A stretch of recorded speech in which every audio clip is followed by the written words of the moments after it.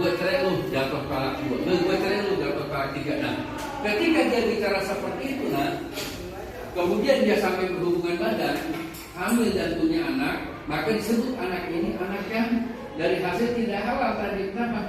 Karena sudah ada omongan perceraian tadi, paham nggak? Ini gue laki-laki ngomong, gue cerai lu, udah selesai. Bercanda padahal malamnya dia hubungan badan, dia hamil, padahal dia berbilang berjatuh ikut kembali padaku, dan ini dapat cerai.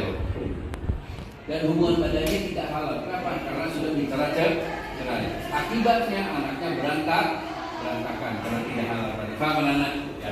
Jadi sebagai laki-laki jangan sampai pernah bicara kata cerai di hadapan para istrinya. Nggak boleh. Paham nggak?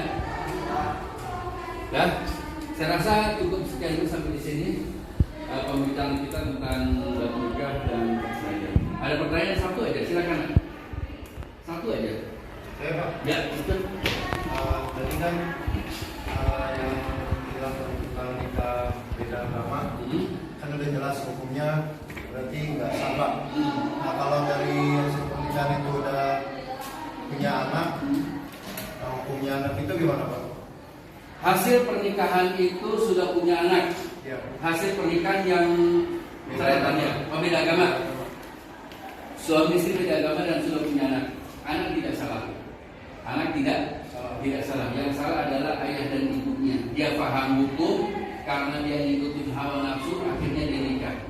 Anak nggak pernah salah, bukan nggak pernah salah. Anak itu nggak tahu apa-apa. Anak nggak tahu apa-apa karena anak itu tergantung orang tua kan. Mau dia mau Islam, mau dia Yahudi, mau dia Kristen, mau dia Katolik, itu tergantung orang tua kan. Anak nggak salah tadi. Tergantung orang tuanya. Kan saya pernah cerita dulu di sini. Ada namanya Anissa. Saya bilang, Anissa mana? Keluar Pak. Kaget saya. Anak 2000 berapa tuh saya bercerita? 2014. Saya panggil sini Anissa dulu. Pak, saya Protestan Pak. Kaget saya. Loh kok bisa nama kamu Anissa Protestan? Iya, ibu saya Islam Pak. Bapak saya Protestan. Terus dalam keluarga ada 4 anak. 2 di Islam, 2 di Protestan. Oh seperti itu.